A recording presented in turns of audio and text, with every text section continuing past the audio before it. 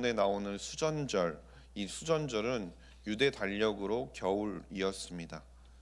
이날은 유대인들이 독립을 하고 성전을 되찾아 재봉헌한 날을 기념하는 절기였습니다.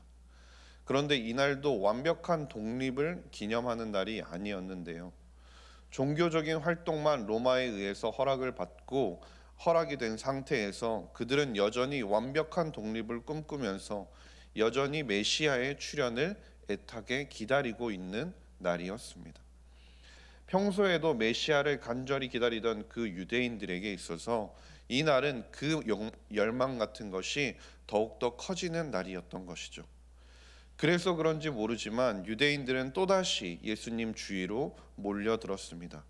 그리고 24절에 이렇게 말씀하죠. 언제까지나 우리 마음을 의혹하게 하려 하나이까? 그들은 예수님의 정체에 대해서 정확한 언급을 기대하며 다시 예수님께 질문을 하고 있습니다. 예수님이 본인이 메시아라고 공개적이고 분명한 언급을 해주길 원하셨던 것이죠. 그러나 예수님은 예루살렘의 유대인들에게 있어서는 자신이 메시아라고 명백하게 말씀하지 않으십니다. 사마리아 여인과 맹인들, 그들을 만나면서 예수님께서는 개인적으로 말씀하신 적이 있었고, 많은 이들이 예수님을 보면서 예수님을 향해 그리스도시라고 고백을 한 적이 있었지만 예수님께서 공개적으로 말씀하신 적은 없었습니다. 이것은 유대인들이 그들이 바라고 원하는 그 메시아 혹은 그리스도라는 용어가 가지고 있는 의미 때문이었는데요. 그들에게 있어서 그 단어들이 가지는 뜻은 군사 지도자나 정치적인 해방자를 뜻했기 때문에 예수님께서는 그들의 앞에서 이러한 단어들을 언급하는 것을 일부러 피하셨다라는 겁니다. 그런데 여기서 생각을 해보면 만약 예수님의 입에서 그들이 원하는 대답이 나왔다고 해도 그들이 혹시 믿었을지 혹은 기뻐하며 확신을 가지고 메시아이심을 그들이 정말 고백했을까를 생각해 보면 그들의 모습은 전혀 아니었다라는 것이죠. 그들은 결코 그런 모습을 보이지 못했을 겁니다. 왜냐면요, 그들은 이미 자신들의 입맛에 따라서 마음에 결정해 놓은 방향이 있었기 때문입니다. 그들 중 한편에서는 예수님께서 자신들이 원하는 모습대로 정치적인 행보를 보이길 원했습니다. 예루살렘에서 로마인들을 몰아내기를 원했고 자신들의 입맛대로 예수님께서 움직이면서 독립의 구심점 역할을 해주길 원했다라는 것이죠. 예수님이 원하시는 바가 아니라요. 그뿐 아니라 그들 중 일부의 사람들은 예수님께서 자신의 신분을 공식적으로 밝히기만 하면 그분을 거짓말을 했다고 고소하거나 혹은 신성모독 행위를 했다고 붙잡으려는 의도를 가지고 있는 자들도 있었다라는 것이죠. 그런 그들을 향해서 예수님께서 이렇게 말씀하시는데요. 25절을 보면 예수께서 대답하시되 내가 너희에게 말하였으되 믿지 아니하는도다. 내가 내 아버지의 이름으로 행하는 일들이 나를 증거하는 것이거늘 이라고 말씀합니다. 예수님께서는 자신이 지금껏 보여주었던 그 많은 일들이 증거라고 말씀하십니다. 베데스다에서 병자를 고치고 맹인으로 태어난 자의 눈을 뜨게 하는 일들로 충분히 예수님께서는 말씀하셨다라는 것이죠. 아버지의 권세로 예수님께서 행하셨던 그 일들이 예수님이 메시아이자 하나님의 아들이라는 것을 증거한다는 것이었습니다. 어떻게 예수님께서 하신 그 일들이 증거가 되는지에 대해서 38절에도 예수님께서 말씀해 주시는데요. 내가 행하거든 나를 믿지 아니할지라도 그 일은 믿으라. 그러면 너희가 아버지께서 내 안에 계시고 내가 아버지 안에 있음을 깨달아 알리라 하시니라고 했습니다. 그 일들을 믿게 되면 그리하면 깨달아 알게 된다라고 말씀하시는 겁니다. 예수님을 믿으면 예수님께서 보여주신 행위들을 통해서 그분이 어떤 분이신지 그리고 그분을 보낸 아버지가 어떤 분이신지 알 수 있게 된다는 것이죠. 예수님을 믿으면 예수님께서 하신 말씀이 행하신 일들이 증거가 된다라는 것입니다. 그런데 유대인들의 모습은 어떠했습니까? 그들은 철저하게 그것들을 받아들이기를 거부하는 모습을 보여주었습니다. 그들은 믿는다는 말은 하면서도 깨닫지 못하는 모습만 보여주었다는 겁니다. 왜냐하면 그들은 믿는다고 말은 하고 있지만 진정 믿은 것이 아니었기 때문입니다. 다른 사람들에게 보여지는 종교적인 행위에만 집중해서 그들은 종교 활동에 빠져 있었던 것이지 진정 예수님을 믿었던 것이 아니죠.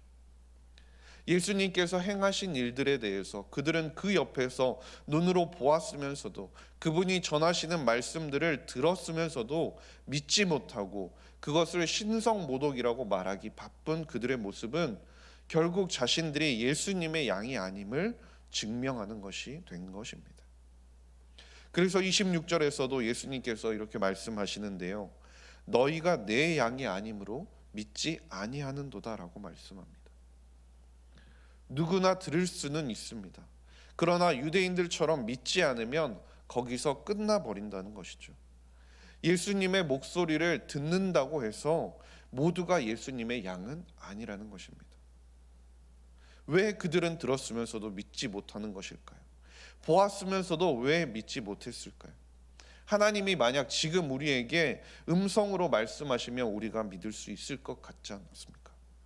그런데 사도행전 10장 13절에서 14절 말씀을 보시면요, 하나님께서 베드로에게 직접 나타나 말씀을 하시는 사건이 나옵니다. 보자기를 내려보내시고 그 안에 들어있는 것들을 잡아먹으라고 말씀하시죠. 하나님께서 직접 나타나서 베드로에게 명령하신 것입니다. 그런데 베드로가 어떻게 대답합니까? 안 된다고 합니다. 안 한다고 합니다. 결코 먹지 않겠다고 대답을 하는 것입니다. 하나님이 직접 말씀하셨음에도 불구하고 순종하지 않겠다라고 말하는 것이죠. 베드로가 왜 그렇게 대답을 했습니까? 자신이 원하던 것과는 다른 명령이었기 때문입니다. 자신이 생각하는 것과 달랐기 때문에 순종하지 않겠다고 거부한 것이죠. 내가 원하는 모습과 다르니까 하나님께서 말씀하셔도 그 말씀을 들어도 거부하는 모습을 보였던 것이죠. 유대인들도 마찬가지입니다. 그들도 자신들이 생각했고 자신들이 기대했던 대답과는 다른 말씀들이 나오니까 그것이 듣기는 들어도 그 말씀들을 거부해버린 것입니다. 우리 가운데도 이런 모습이 있을 수 있다라는 것이죠. 말씀을 통해 그리스도의 음성을 들었으면서도 그것을 듣기만 하고 그 안에서 마음에 드는 것과 마음에 들지 않는 것을 취사 선택하는 모습 말입니다. 마음에 들지 않으면 흘려버리고 듣지 않은 것처럼 외면해 버리기도 한다라는 거죠. 그러나 반면에 예수님의 양은 어떻게 반응합니까? 27절 말씀을 보시면 내 양은 내 음성을 들으며 나는 그들을 알며 그들은 나를 따르느니라 라고 말씀합니다. 믿는다라는 것은 듣는 것에서 끝나는 것이 아니, 예수님의 양이라면 목자의 음성을 듣고 그 음성이 나의 진정한 목자임을 깨닫고 그 목자를 따라가야 한다라는 것이죠. 결국 듣는 것에서 그치는 것이 아니라 행동까지 이어져야 한다라는 것입니다.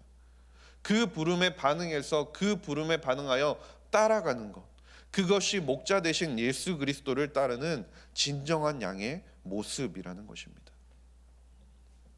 우리에게 지금 들리지 않는다고 해서 하나님께서 우리를 향해 말씀하시지 않는 것은 아니지 않습니까?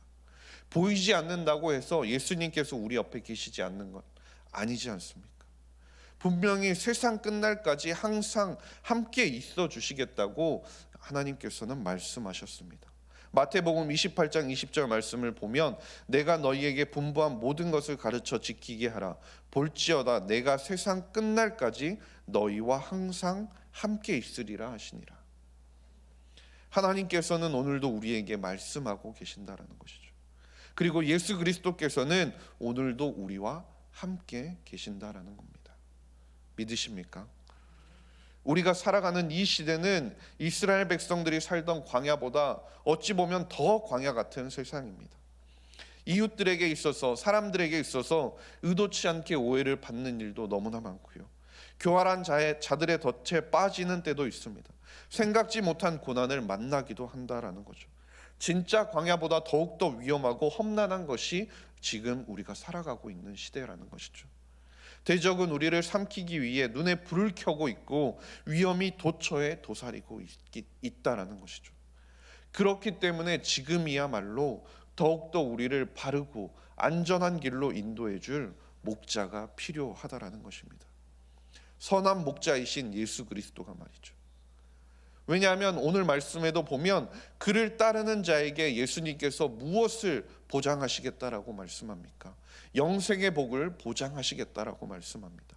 28절 말씀을 보면 내가 그들에게 영생을 주노니 영원히 멸망하지 아니할 것이요 또 그들을 내 손에서 빼앗을 자가 없느니라라고 말씀합니다. 우리가 세상에서 고난을 겪을 수는 있습니다.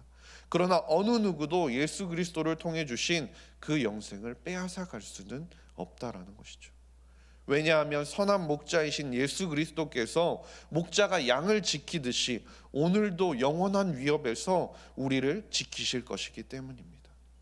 그리고 예수 그리스도께서 지키시겠다라고 말씀하시는 그 말씀을 통해 우리에게 주어지는 그 안전은 결국은 하나님의 완전한 능력으로 우리에게 보장되어지기 때문입니다. 39절 말씀을 보십시오. 그들이 예수님을 잡아서 돌로 치려고 했습니다. 그런데 아직 아버지의 때가 이르지 아니하였기 때문에 예수님께서는 그들의 손에서 벗어나 나가셨다라는 것이죠. 어떤 것도 어떠한 상황도 하나님의 계획을 바꿀 수 없다라는 것입니다. 우리가 강하거나 우리가 총명하거나 우리가 대비를 잘해서가 아니라 오직 하나님의 능력으로 말미암아서라는 것입니다. 어느 누구도 그 무엇도 하나님 아버지보다 더 크지 않기 때문이라는 것이죠. 그 하나님께서 오늘도 우리를 부르고 계십니다. 그 음성을 듣고 그 부르심에 우리가 온전히 반응하길 원합니다. 양은 목자의 인도함에 따라 그 인도함을 온전히 따라가야 하는 존재들입니다. 만약 자신이 마음대로 가고자 한다면 결국 그 끝은 낭떠러지이거나 혹은 막다른 길일 뿐입니다. 간절히 바라기는 선한 목자 되신 예수 그리스도의 그 음성을 듣고 그 음성을 쫓아 예수님께서 하나님께서 오늘도 우리에게 말씀하시는 대로 온전히 순종하며 따라가는 저와 모든 성도님들이 될 수 있기를 주님의 이름으로 간절히 소망합니다. 기도하겠습니다. 하나님 아버지 감사합니다. 오늘도 우리를 예배의 자리 가운데 불러주셔서 주님의 말씀을 듣게 하시니 감사드립니다. 선한 목자 되신 예수 그리스도께서 우리를 부르셨사오니 그 음성을 듣고 믿음으로 깨닫게 하시고 주님께서 이끌어 가시는 길에 순종함으로 따라가게 하여 주시옵소서. 주님의 말씀을 나의 생각과 계획으로 선택하지 않게 하시고 어떤 순간에도 아멘으로 반응하며 나아가는 저와 모든 성도님들이 되게 하여 주시옵소서. 감사드리며 모든 말씀 우리 구주 예수 그리스도의 이름으로 기도드렸습니다. 아멘.